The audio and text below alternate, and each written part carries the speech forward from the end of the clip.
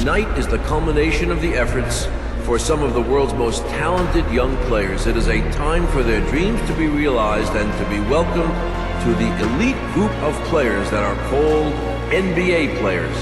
With the third pick in the 2011 NBA Draft, the Utah Jazz select Enes Kanter from Turkey.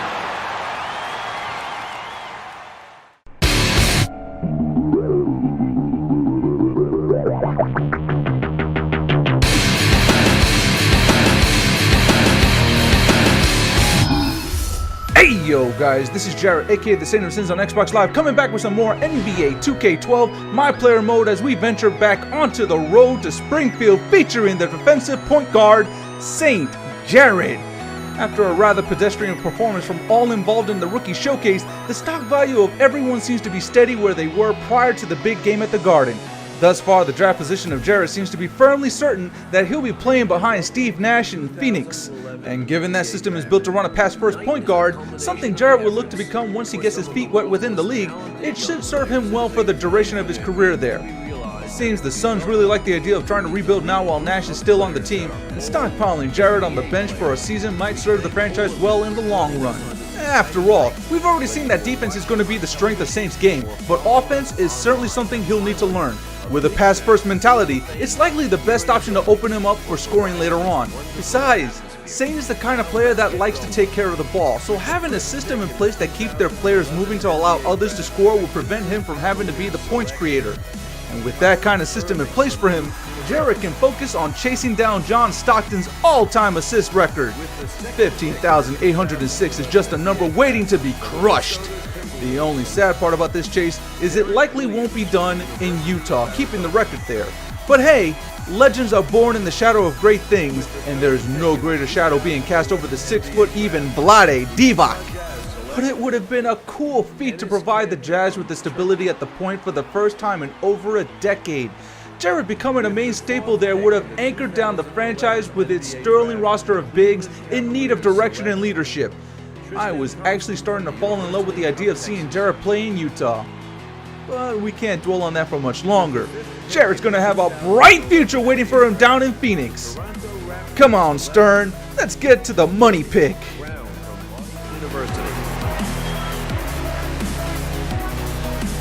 With the 12th pick in the 2011 NBA Draft, the Utah Jazz select Alec Burks from the University of Colorado. I suspected as much. They're lost, really. With the 13th pick in the 2011 NBA Draft, the Phoenix Suns select Markieff Morris from the University of Kansas. No. With the 14th pick in the 2011 NBA Draft, the Houston Rockets select the 21-year-old point guard. Wait just a fucking minute here. Are we serious? Houston, don't you have like 15 other point guards? The fuck you want with Saint? Oh, this is bad. This is real bad. This is all kinds of levels of screwed. Now Jerrod has to compete for the position with Kyle Lowry, Goran Dragic, and isn't there a Hobbit point guard on this unit as well? What the fuck?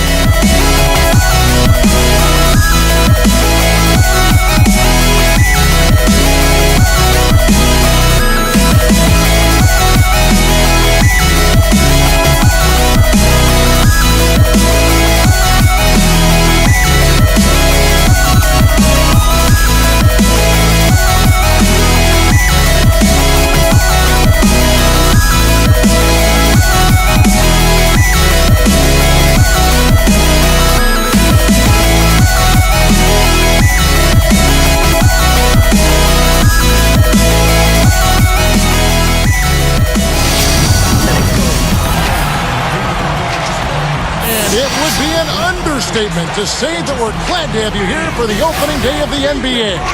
2K Sports welcomes you to this special edition with Clark Kellogg and Steve Kerr. This is Kevin Harlan to tip off a new year. And tipping off the NBA season, State Farm presents our starting lineups. First, for the Rockets, Lowry and Martin manning the backcourt, and it's Marcus Camby locking down the middle. They look to him to provide that necessary presence down low. And it's Scola in at the 4 slot. And then for the Utah Jazz, Devin Harris is out there with Bell. And filling the paint, it's the big man, Al Jefferson.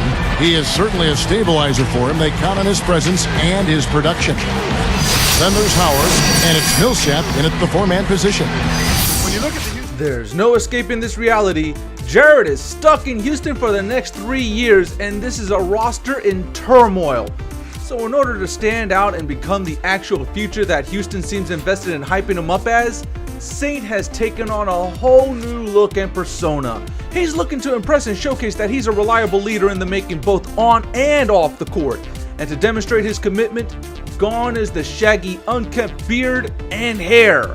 But don't think the irony of his NBA debut being in Utah is lost on me. It's just a shame he's wearing the wrong colors. I'm sorry, I'm still at a loss over this draft selection. Don't the Rockets have enough depth at the 1? Do they really need a new point to build upon for their future? Screw it. Enter in Mr. Clean. Oh, this should be a lovely theme moving forward. Saint eking in minutes at the shooting guard position. That's not really gonna help his cause. Nor are defensive plays like that. Ouch. Some terrible footwork allows Harris to beat Saint to the basket and slice right into the Rockets' lead. I'll cut him some slack and chalk that up to rookie jitters. He's just nervous right now. The Butterflies have his number as they overbear on him in his first chance to play on an NBA court. But man, this is looking painful to watch. Hustle, Jerrod! Get down that court and back on D! Okay, good. They've reset. Now just have to watch to see if Jerrod can read the speed of the passing lanes on this level. So far, so good. Much better footwork this time around. Keeping in front of his man and denying access to the paint. Good deflection. Excellent help D. Now! That was on textbook! How did he sink that shot? How? On tap this Wednesday, Kevin Durant and the Oklahoma City Thunder take on Steve Nash and the Phoenix Suns. The NBA season gains momentum. It's the real deal. Yeah, why not throw more salt on the wound? Let's just remind me of what game I could be watching right now had the Suns made the right pick for their future. This is frustrating. And what's worse is watching this play from Jerrod isn't making things any better. I know, I'm being selfish when I claim the Suns didn't make the right move for their future. The draft selection of Jerrod would have benefited him more than anything else. And that's what I care more about. What's best for the career of this young point guard? What's grating on my nerves is knowing this roster has too much depth at his position, which makes his journey towards Stockton just that much more difficult. He's already got a daunting task in front of him, what with being undersized, too slow, and lacking any kind of offensive threat moves. Does he really need to add to that mess extremely gimped playing time? Oh my goodness! Chandler, I can already tell I'm not gonna like you. If you're gonna take a charge, then take the charge. Don't puss out at the last possible second to give up the play and the foul. What was that? This has proven to be a rough game to sit through. Am I the only one noticing how poorly the Rockets' offense moves around? There's almost no rhyme or reason to their possessions. And defensively? Okay, I can't knock them there. They stay in front of their men and play them tight. They're just not getting any breaks as the Jazz seem locked in to drain just about anything they put up. But if this team can't figure out how to run its offense better and soon, this is going to be a long season. This team needs to get better looks at the basket, and they also need to better run their plays. Scola should have had that ball out of his hands the second Martin was cutting around Dragic. Hell, Dragic should have been setting up a screen to at least slow down Martin's defender on that cut. There's no creation of space with this team. Just looking at the makeup of this unit, it's not a shooting team, and they don't have the right tools for a strong interior presence. What are the Rockets going to be known for? They're not running gun, they don't have the best defensive players, there's no superstar to excite the hometown to come and check out the losing squad, there's no presence of strong coaching that wins championships. Shit! They don't even have a Kardashian eyeing one of their players for a quick fling to establish a new spin-off show for E! Just what will the Rockets accomplish with this roster moving forward? I know, I'm jumping the gun. It's only the first game of the season, so there's time to build upon this. But man, I just don't see the vision here. At least Jerrod is starting to come a bit more into his element here. The game is starting to slip away from the Rockets though, but at least he's beginning to show signs of life on that court. I'm sorry, it's just tough to sit through this game with all of these questions on my mind. I'm just struggling to see what the Rockets thought they needed out of Jerrod when they drafted him. What's not helping me to focus on this game is stuff like that. When Jerrod decides to feel himself from beyond the arc, something that was never part of his game in college, then I'm going to be left more to my thoughts and concerns than analyzing this matchup. It's just frustrating. No, don't give it that much of the baseline. I know Saint likes to tease those openings to trap any potential drives to the basket, but that was simply ugly. He gave up too much space, lost himself in the angle he took, and allowed that drive to result in 3 points. He goofed and he knows it. He's playing with a chip on his shoulder now, looking for some kind of redemption for the terrible defensive play, and he's looking silly as a result. I just hope that this trip to the line can settle him down.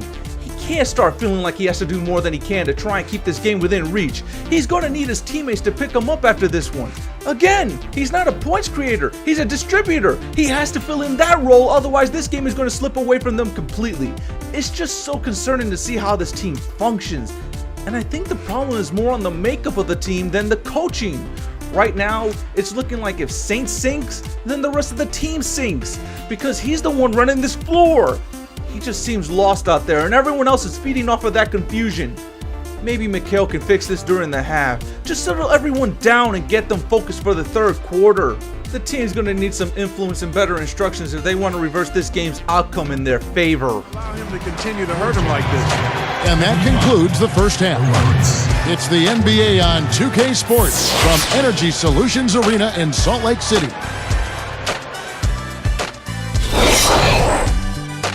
Thanks for joining us this Tuesday night for the HP Halftime Report.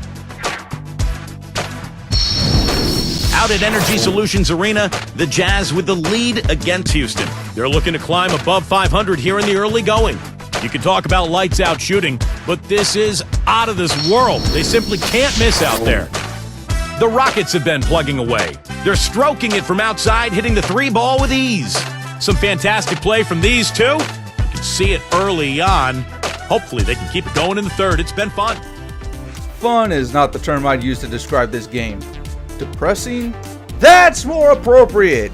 Shooting only 39% from the field. Meanwhile, they can't hold the Jazz to under 60%? This is looking like a massacre in the making. The Rockets just can't get anything to fall their way. Lowry chipped in with 11, Scola had 12, who even knows what Martin scored in the first half, and he's the driving factor for this team scoring. And now this lack of offense is starting to catch up with the scoreboard. The Jazz are building a comfortable lead for themselves, and all I can think about is how fucked is this team chemistry. Something is just off with this team, and I've got a couple of ideas of where to start looking to solve the problem. Hey Maury, care to tell me what use your team has with 4 different point guards? Boykins, Lowry, Dragic, Jerrod. You don't need all of these guys on the same squad. Hell, let's take that a step further. This franchise has 7 guards in total when you add Martin, Lee, and Budiger to the previous 4 mentioned. And then to round out the rest of the roster, we've got Camby, Scola, Dallenberg, Patterson, and Parsons. We have no backup for the small forward position, and we lack size in the paint. Where is the balance to all of this? Where's the athleticism to at least make up for the lack in size and strength? Is the goal to make this more of a finesse team? If so, then wouldn't we need more scorers? I really need to stop dwelling on this and try and look more at the positives here, wherever they may lie. It's tough trying to find those qualities in this team, especially in just this one game. Maybe the Rockets are just overmeshed by the Jazz. After all, they have a solid core of bigs inside that can dictate the rebounding game. If we can't sink shots, they're going to capitalize because they have the presence to crash the boards hard. Every missed shot turns into an opportunity for the home team, and every opportunity the Rockets just hand over to the Jazz puts this game further out of their reach. See what I mean? Too small, not athletic enough, and lacking in quality shooting threats. Exactly how is this team going to win games? There's just not enough good in this performance to keep my spirits up for the next game in Sacramento. I mean, there are flashes of things, and Jerrod is certainly starting to look more comfortable on the court. but this is going to require a huge fight for this to become a game again. But the Rockets can't keep allowing the Jazz to strike back every time they start to get something going offensively.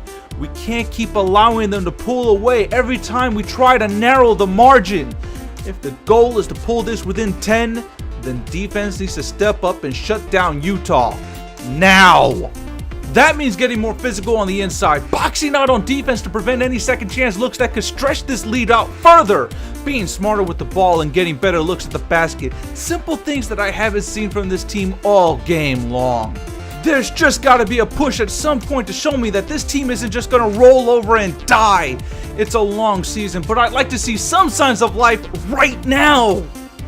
God damn it, that was right on cue.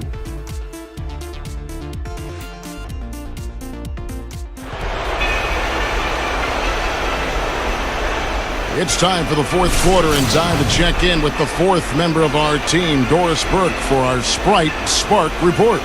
Hi, Doris. Kevin, our Spark Award goes to the Jazz bench. Here in the playoffs, every possession is magnified, and this team has gotten a huge lift from their bench personnel. It's why they're in good shape heading into the fourth period. Screw it. It's time to write this game off as a loss. Not because I lack faith in this team, but because I know they don't have the fight right now. There's too many fresh new elements that they have to overcome that this young new nucleus just can't rival. A new head coach, a new style of play, two new rookie players fighting to not only fit in with the ball club, but in the league. New veteran additions that have to adjust to their new roles. It's just too much to take in on the first game, and I've been far too harsh. This could eventually start to work as time goes on, but right now the bright spot is Saint is looking more and more comfortable with each passing minute. Okay, the offense still has a lot of spacing issues, Jerrod included in that problem. There's still a lot of standstill, and there aren't enough viable options to turn to for scoring when the game gets out of control, but defense looks good. They're physical and intimidating. They've got a spine. I like what I've seen in their ability to get in faces and stay there. I like the hustle to fall back and stop potential fast breaks. I love how they keep their hands up to contest every shot. There's something here that could actually flourish. But what's most important is that silver lining I'm looking for. That there actually can be a system here that allows Saint to grow as a player and eventually become a leader. There's too many Indians on this roster and not a single Chief in sight. That's the role Jerrod has to grow into and fill if he's going to make his time in Houston anything to brag about. Kyrie's got his Cavaliers, Kemba's got his Bobcats. Why shouldn't Saint have his Rockets? This franchise wants to claim the future is here and that future is Saint Jerrod.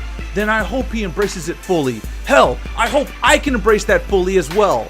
He's already taken the first step towards that commitment, and his newfound attitude is starting to show on the court in this quarter. Jerrod just looks sharper now, much more confident, and more aware of the speed of this league compared to what college ball had to offer. He's not ready to claim stake in this being his team, but he's already heading in the right direction. Unlike all of the other rookies in his draft class, Jerrod had more to prove in that rookie showcase, and he's still got a lot to prove as he's not starting alongside Chandler Parsons.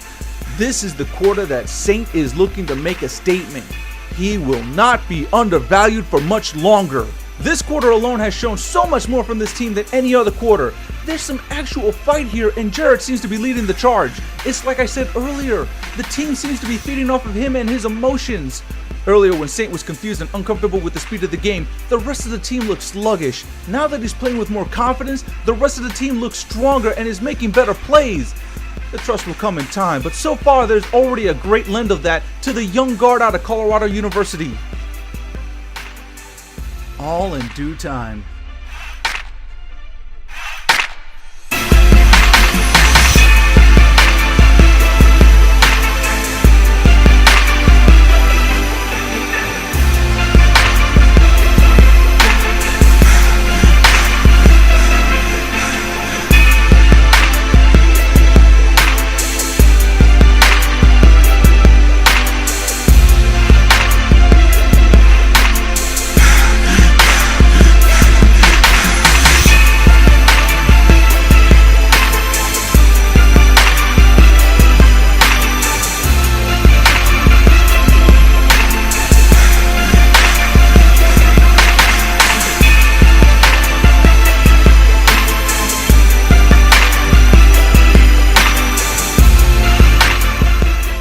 You've just played your first official NBA game. Did things go as you expected? No, they didn't.